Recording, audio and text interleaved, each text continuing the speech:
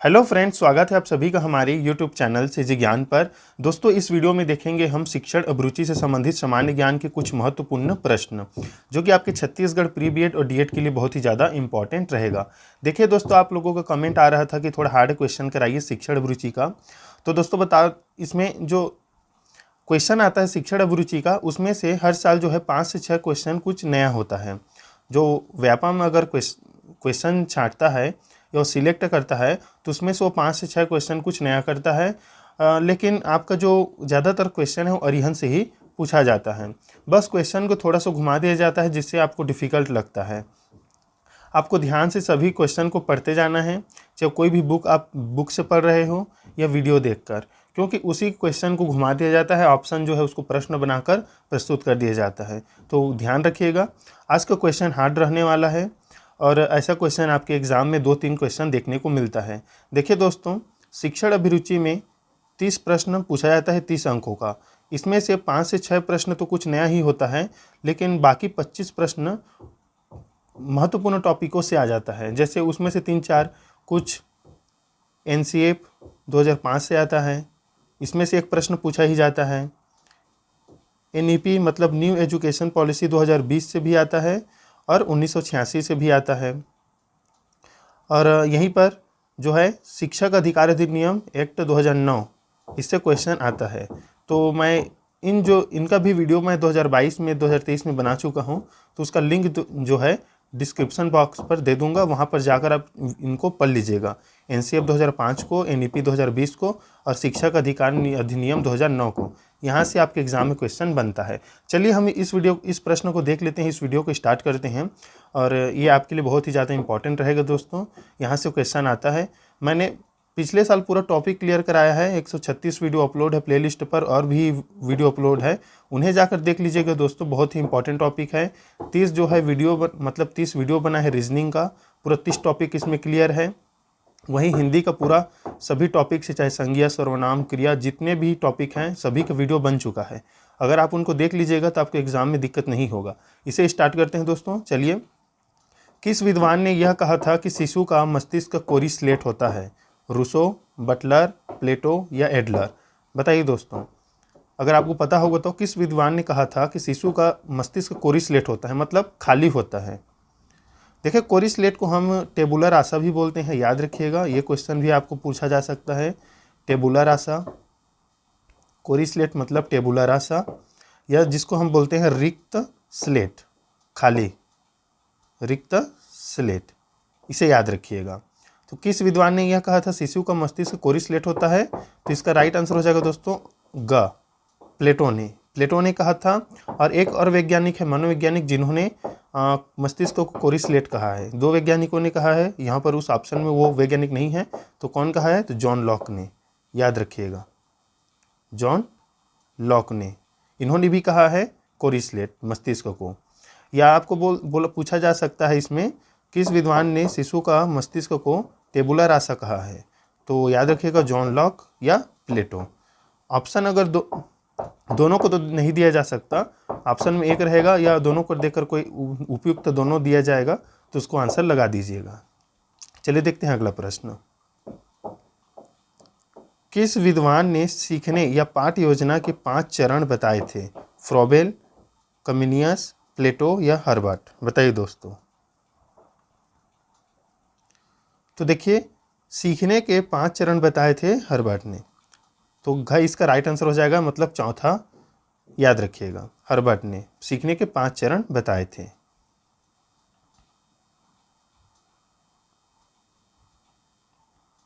अगला प्रश्न है, छात्रों को दिए जाने वाले शारीरिक दंड के संबंध में आपकी राय क्या है, या क्या आपकी राय रहेगा? क, जहां तक संभव हो दंड से बचा जाए।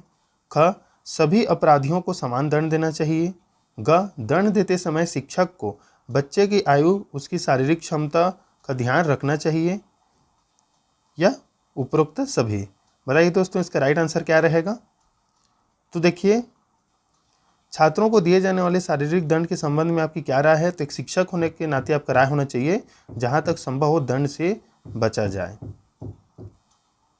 मतलब दंड नहीं देना चाहिए। एक शिक्षक को भी शारीरिक दंड तो और मानसिक दंड, ये दोनों दंड नहीं देना चाहिए, इससे बचना चाहिए। ये अभी ये लागू नहीं होता है, एनसीएफ 2005 इसका विरोध करता है, याद रखिएगा। और इसी वीडियो में बता देता हूँ दोस्तों कि एनसीएफ 2005 जो है रचनावाद पर बल देता है, रचनावाद पर। और इसके जो अध्यक्ष थे यशपाल थे, याद रखिएगा, यशपाल। ये क्वेश्चन पूछा ही जाता है यहाँ से। चलिए देखते हैं अगला प्रश्न। तो देखिए दोस्तों, अगला प्रश्न है चौथा नंबर। यदि कोई छात्र अध्यापक के साथ दुर्व्यवहार करे तो भी अध्यापक को शांत रहना चाहिए, क्योंकि छात्र नासमझ होता है, छात्र उद्दंड होता है। यदि छात्र समझदार हो तो वह ऐसा करेगा ही नहीं। यह घ है, छात्र के दुर्व्यवहार से क्रुद्ध होकर छात्र को दंड देना अध्यापक को शोभा नहीं देता। बताइए दोस्तों, इसका राइट आंसर क्या रहेगा? तो देखिए दोस्तों, इसका राइट आंसर रहेगा ऑप्शन घ। छात्र के दुर्व्यवहार से क्रुद्ध होकर छात्र को दंड देना अध्यापक को शोभा नहीं देता। इसका घ राइट आंसर रहेगा, याद रखिएगा। चलिए देखते हैं अगला प्रश्न। देखिए दोस्तों, ये जो आंसर होता है वो ऑप्शन के अनुसार ही बनता है कि कौन सा ऑप्शन सबसे बेस्ट है। देखिए अगला प्रश्न है, आक्रामक आवेगों को सभ्य सामाजिक क्रियाओं में लगाना, मतलब जो क्रोध है, प्रेम है, जो आवेग है, संवेग है, उसको सभ्य सामाजिक क्रियाओं में कैसे लगा सकते हैं, या इसका लगाना क्या कहलाता है? क समाजीकरण, सोशलाइजेशन, उदात्तीकरण, सब्लिमेशन, बौद्धिक औचित्य कहलाता है। यह घ उपरोक्त में से कोई भी नहीं। बताइए दोस्तों, क्या कहलाएगा? तो देखिए, आक्रामक आवेगों को सभ्य सामाजिक क्रियाओं में लगाना कहलाता है उदात्तीकरण, सब्लिमेशन। याद रखिए दोस्तों, तो ख इसका राइट आंसर हो जाएगा। चलिए देखते हैं अगला प्रश्न। पाठशाला जिस समुदाय के बच्चों के लिए होती है उसकी आवश्यकता के अनुरूप ही पाठशाला की पाठ्यचर्या होनी चाहिए, इमारत होनी चाहिए, शिक्षण विधि होनी चाहिए, शिक्षा का स्तर होना चाहिए। बताइए दोस्तों, पाठशाला जिस समुदाय के बच्चों के लिए होती है उसकी आवश्यकता के अनुरूप पाठशाला की क्या होनी चाहिए? देखिए दोस्तों, पाठ्यशाला की पाठ्यचर्या होनी चाहिए, कैरिकुलम होनी चाहिए। पाठ्यचर्या क्या होता है? ये विद्यालय का सिलेबस होता है। जैसे विषय का एक पर्टिकुलर विषय का सिलेबस होता है, उसी प्रकार विद्यालय का सिलेबस जो है कैरिकुलम कहलाता है, जिसमें विद्यार्थी के सर्वांगीण विकास की बात की जाती है। तो उसके रुचि को ध्यान पर रख कर ही पाठ्यचर्या का निर्माण जो है शासन द्वारा किया जाता है। तो पाठशाला की क्या होनी चाहिए? पाठ्यचर्या उसकी आवश्यकता अनुसार होनी चाहिए। तो क इसका राइट आंसर हो जाएगा। अगला प्रश्न देखिए, आपके विधि से संबंधित प्रश्न पूछा जाता है या कुछ भी, मतलब इसमें तो पठन पाठन विधि के निम्नलिखित चरणों में से किस चरण पर अध्यापक को सबसे अधिक समय देना चाहिए? तैयारी पर, प्रस्तुतिकरण पर, तुलना पर या सामान्यीकरण पर? बताइए दोस्तों, इसका राइट आंसर क्या रहेगा? तो देखिए दोस्तों, पठन पाठन जो विधि है इसमें अध्यापक को सबसे इसके कौन से चरण पर ध्यान देना चाहिए? ये जितने भी ये चरण हैं ये पठन पाठन विधि के हैं, इसको भी याद रख लीजिएगा। तो एक शिक्षक को सबसे ज़्यादा ध्यान देना चाहिए प्रस्तुतिकरण पर, मतलब वो जब पढ़ा रहा है तो वो कैसे पढ़ा रहा है, ताकि वो बच्चे के मतलब रुचि के अनुसार उसे आत्मसात कर सके। तो ख इसका राइट आंसर होगा, प्रस्तुतिकरण पर सबसे अधिक ध्यान देना चाहिए। चलिए देखते हैं अगला प्रश्न। अगला प्रश्न है 8वां नंबर, कक्षा शिक्षण की विश्लेषणात्मक विधि के अधीन छात्र अज्ञात से ज्ञात की ओर बढ़ता है, ज्ञात से अज्ञात की ओर बढ़ता है, दो ज्ञात तथ्यों का विश्लेषण करता है या दो ज्ञात तथ्यों की तुलना करता है? बताइए दोस्तों। तो देखिए दोस्तों, इसका राइट आंसर हो जाएगा अज्ञात से ज्ञात की ओर बढ़ता है विश्लेषणात्मक विधि में, मतलब उसको तोड़कर जोड़ना। जो अज्ञात है उनको पहले तोड़ा जाता है, फिर उसको जोड़ा जाता है जिससे वो ज्ञात की ओर जा सके। तो इसका राइट आंसर हो जाएगा दोस्तों क। आपने पढ़ा ही होगा निगमन विधि, आगमन विधि, जो ज़्यादातर गणित में पूछा जाता है, उसमें ये जो है इसका प्रयोग होता है। चलिए देखते हैं अगला प्रश्न।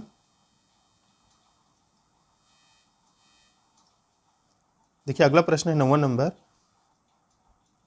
कक्षा शिक्षण की संश्लेषणात्मक विधि, मतलब सिंथेटिक मेथड के अधीन छात्र, वो विश्लेषण था, उसमें क्या होता है? तो देखिए दोस्तों, ये जस्ट इसका विपरीत हो जाएगा।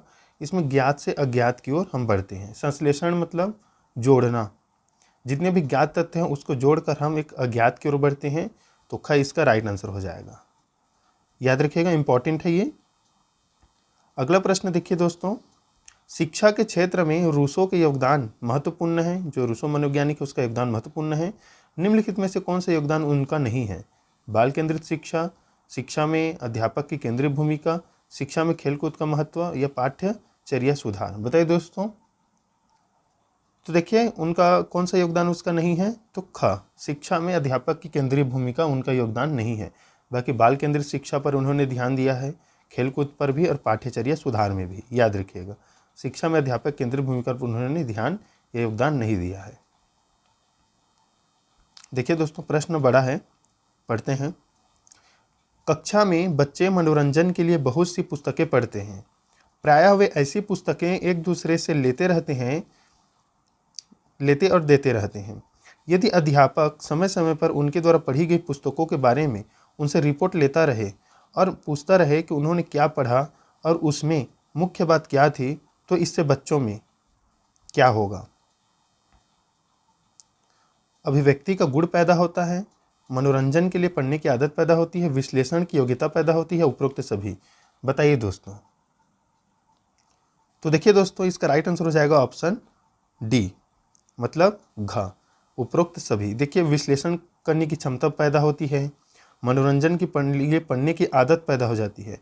केवल मनोरंजन के लिए पढ़ने के लिए नहीं होता, लेकिन एक मनोरंजन का साधन समझकर अगर पढ़ता है तो आदत बन जाता है और इससे उनका ज्ञान जो है तेज होता है। अभिव्यक्ति का गुण भी पैदा होता है दोस्तों।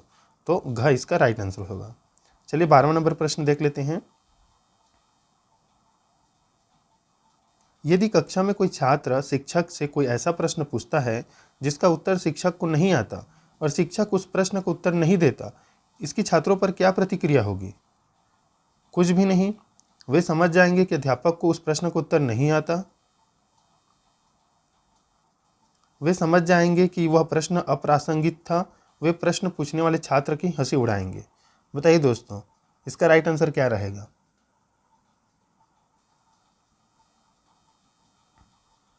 तो देखिए दोस्तों, छात्र समझ जाएंगे कि अध्यापक को उस प्रश्न का उत्तर नहीं आता। ख इसका राइट आंसर होगा। लेकिन देखिए दोस्तों, ये नहीं करना चाहिए।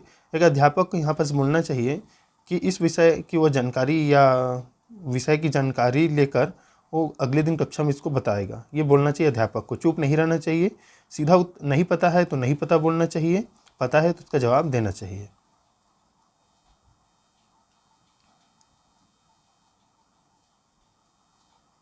अध्यापक अभिभावक मीटिंग का सबसे बड़ा लाभ यह हो सकता है कि बच्चे की उपलब्धियों के लक्ष्यों के बारे में अध्यापक अभिभावक दोनों सहमत हों। शिक्षक अभिभावक को समझाए कि उसने बच्चे को किस आधार पर कितने कितने अंक दिए हैं। ये अध्यापक और अभिभावक के मीटिंग के संबंध में बात हो रहा है, मतलब पेरेंट्स मीटिंग का। अभिभावक अध्यापक को बच्चे का पूर्व वृत्त बताए। अभिभावक अध्यापक से पूछे कि बच्चे का गृह कार्य पूरा कराने में वह कितनी सहायता करे। बताइए दोस्तों, इसका राइट आंसर क्या रहेगा?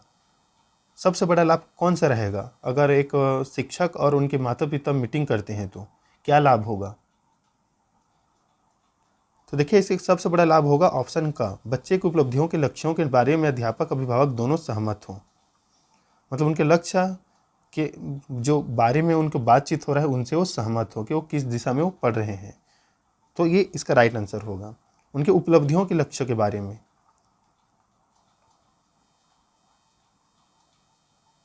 देखिए, अगला प्रश्न है, बहुत ही इंपॉर्टेंट है। स्कूल के कक्षा में टेलीविज़न पर साप्ताहिक शिक्षण कार्यक्रम दिखाया जाता है। कुछ अभिभावक शिक्षक से मिलकर शिकायत करते हैं कि उनके बच्चे घर पर भी काफ़ी समय टेलीविज़न देखने में व्यतीत करते हैं।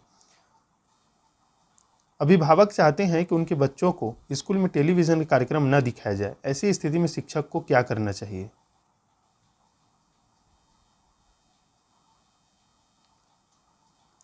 ऑप्शन का, उसे अभिभावकों को सलाह देनी चाहिए कि घर पर टेलीविज़न देखने पर बच्चों पर स्वयं नियंत्रण लगाएं। ख, उसे अभिभावकों की शिकायत पर साप्ताहिक टेलीविज़न शिक्षण कार्यक्रम बंद कर देना चाहिए। उसे अभिभावकों से बातचीत करके छात्रों को समझाने की जिम्मेदारी अपने ऊपर लेनी चाहिए। यह ऑप्शन घ, उसे अभिभावकों को साप्ताहिक टेलीविज़न शिक्षण कार्यक्रम देखने के लिए आमंत्रित करना चाहिए, ताकि वे स्वयं देखें कि वह कार्यक्रम बच्चों के लिए कितना उपयोगी और ज्ञानवर्धक है। बताइए दोस्तों इसका राइट आंसर क्या रहेगा।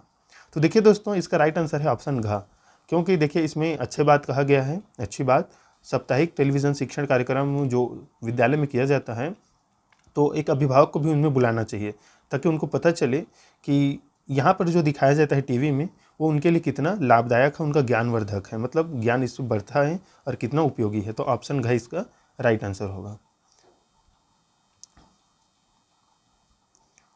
अगला प्रश्न है, आपका पीरियड आरंभ हो गया है। एक शिक्षक होने के नाते आप कक्षा में कुछ देर से पहुंचे। आपने देखा कि आपकी अनुपस्थिति में कक्षा में खूब शोर हो रहा था। आपके पहुंचते ही शांति हो गई। ऐसी स्थिति में कक्षा में घुसते ही आपकी क्या प्रतिक्रिया होगी। आप कक्षा में छात्रों से पूछेंगे कि कौन कौन शोर मचा रहा था और शोर मचाने वाले को दंड देंगे। ख, आप छात्रों की इस गलती से नाराज होकर उस पीरियड में उनको नहीं पढ़ाएंगे। आप नाराजगी प्रकट करते हुए बच्चों को ऐसा कभी न करने की चेतावनी देंगे। या घ, आप कक्षा में जाकर बिना किसी आदेश के पढ़ाई का कार्य शुरू कर देंगे। बताइए दोस्तों इसका राइट आंसर क्या रहेगा।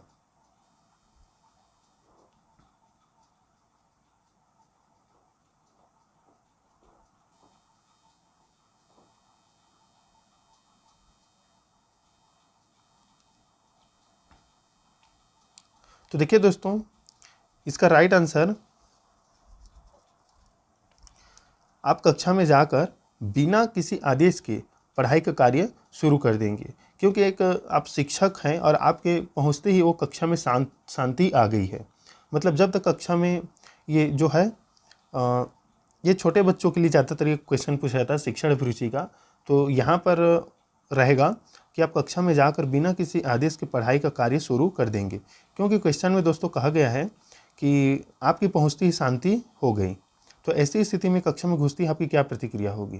तो देखिए, वो आपको शिक्षक होने के नाते आपको देखकर वो शांत हो गए, हल्ला करना बंद कर दिए, तो आप उन पर कोई नाराज़गी जाहिर नहीं करेंगे, बल्कि आप बिना किसी रुकावट के अपनी पढ़ाई कार्य शुरू कर देंगे। तो ऑप्शन घ इसका राइट आंसर होगा। और यही करना चाहिए एक शिक्षक को। बालक को, मतलब छोटे बालक हैं, और तो एक शिक्षक को इतना नहीं डांटना चाहिए, कुछ भी नहीं करना चाहिए जिससे उनको नाराज़गी हो। तो यहाँ पर वो कक्षा में जाकर बिना किसी आदेश के पढ़ाई कार्य शुरू कर देंगे। तो घ इसका राइट आंसर होगा। तो ये थे इंपॉर्टेंट 15 प्रश्न दोस्तों, जो कि बहुत इंपॉर्टेंट है और ऐसा क्वेश्चन आपके एग्जाम में देखने को मिलता है। इंपॉर्टेंट जो वीडियो है उनका लिंक मैं डिस्क्रिप्शन बॉक्स पर दे दूंगा, वहाँ पर आप जाकर उन वीडियो को जरूर देख लीजिएगा, वहाँ से क्वेश्चन आता है। तो दोस्तों मिलते हैं नेक्स्ट वीडियो में, तब तक के लिए।